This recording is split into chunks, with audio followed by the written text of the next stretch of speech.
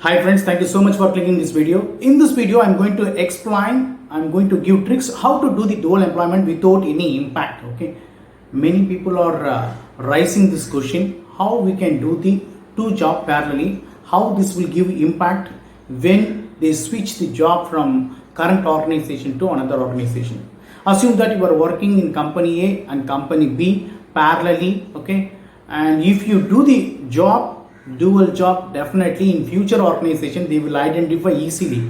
There are three parameters based on which they will identify easily how you did the dual employment, whether you are doing the dual employment or not. Okay, after March 2020, after lockdown, people are changed background verification methodology. Recently I uploaded how people are doing the background verification in new way, how they are doing the in effective way, in updated way. That video I uploaded. If you want to view that video, please refer description.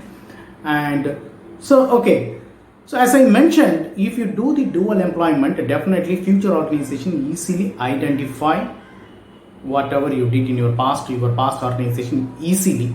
There are three parameters they can identify: which organization you worked, how you worked, what is the start date and end date, even your CTC also they can easily observe. Okay, and if you want to do the dual employment in effective way, so here is the tricks. And point number one is